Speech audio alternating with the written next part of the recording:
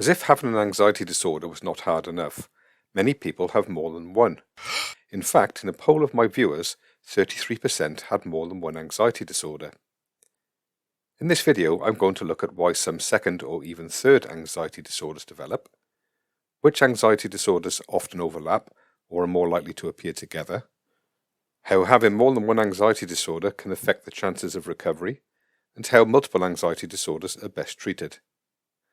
And where there is an anxiety disorder, there is often depression, so I will talk a little about depressive disorders also. When someone has more than one disorder, it's referred to as a comorbidity, and some anxiety disorders tend to have more comorbidities than others. Hypochondriasis, better known as health anxiety, is one of them.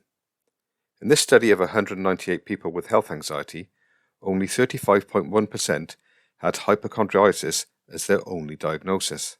Of the rest, 28.5% also had generalized anxiety disorder, 14.4% panic disorder, 16.1% agoraphobia, 12.9% PTSD, and another 12.9% OCD. On top of this, 32.6% were struggling with major depression, though that is lower than some of the other anxiety disorders.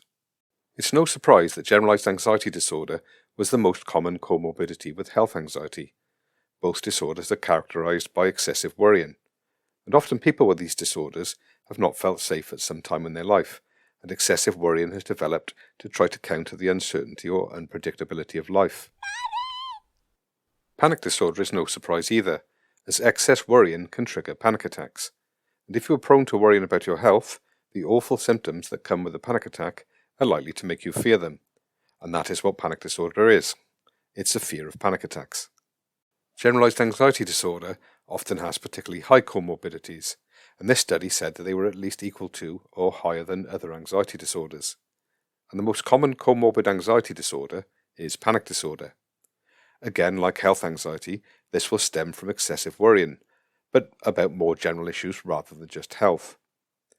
Also common in GAD is major depressive disorder. This study on panic disorder in Finland was quite small, with only 49 subjects, but it did show some interesting results. The highest comorbidity for people who had panic disorder without agoraphobia was GAD, at 20%. But for people who had panic disorder with agoraphobia, social anxiety was the highest, with a significant 44.8%. Why might this be? Well, for some people with panic disorder, the thought of being negatively judged if they have a panic attack in public may be as bad as the symptoms themselves. And people with agoraphobia and social anxiety are both likely to avoid places where there are lots of people.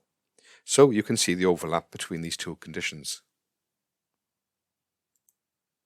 This study of OCD found lifetime comorbidity between OCD and other anxiety disorders as 22% for specific phobias, 18% for social anxiety disorder, and 12% for panic disorder.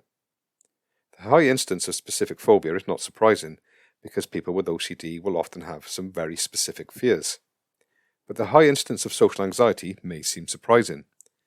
However, OCD is not all about cleaning or checking doors are locked. For some, the intrusive thoughts that they feel compelled to neutralize are about social situations, and may involve thoughts of doing or saying something that may upset or harm someone. This may lead to avoidance of social situations in the same way that people with social anxiety do. For social phobia, this paper looked across a number of studies and found that comorbidity with panic disorder was between 4.7 and 26.9%. Agoraphobia was between 8 and 45%, probably due to the reasons which we talked about earlier, and generalized anxiety disorder, comorbidity rates were found to be between 0.6 and 27%. So you can see how common it is to have more than one anxiety disorder, and the overlaps between the disorders. But what does it mean for the chances of recovery?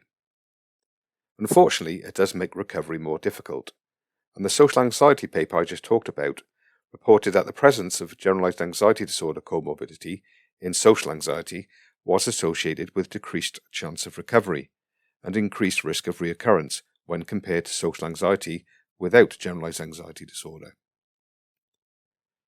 And the generalized anxiety disorder paper I talked about earlier stated comorbidity is associated with greater impairment, more treatment seeking, and worse outcome among persons with GAD compared with pure GAD.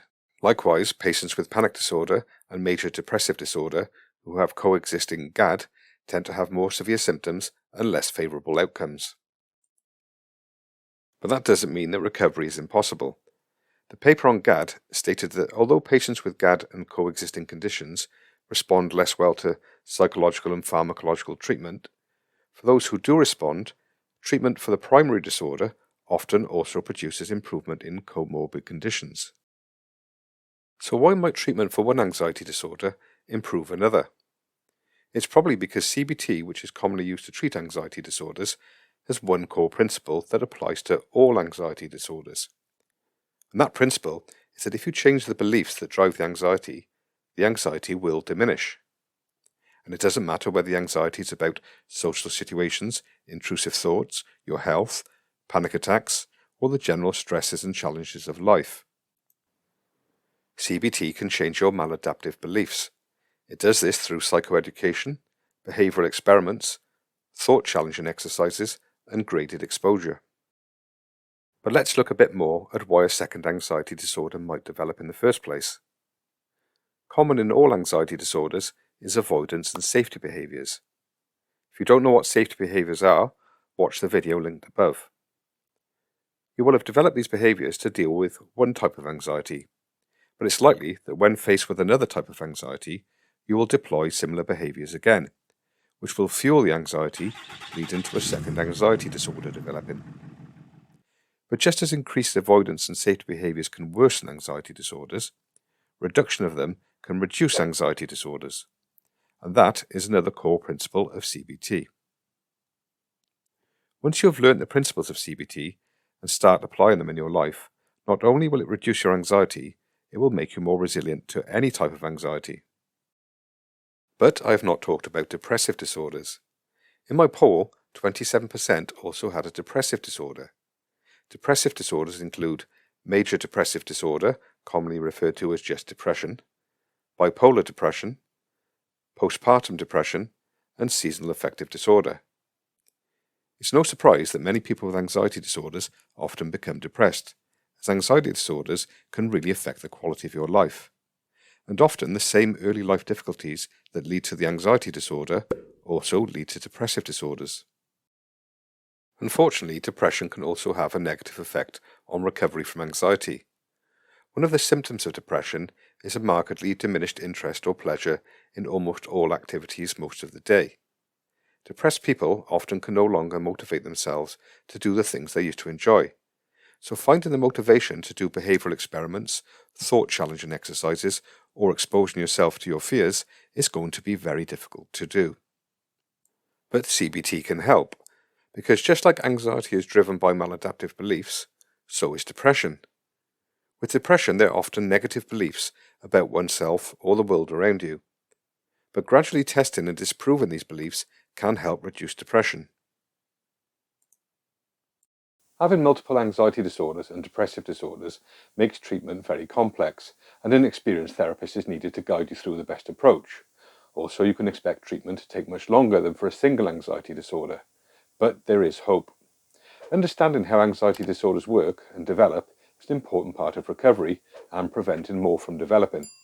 So if you're new to my channel, check out my playlists for different anxiety disorders, where you'll find many videos to help you understand your anxiety disorders and how CBT can help them.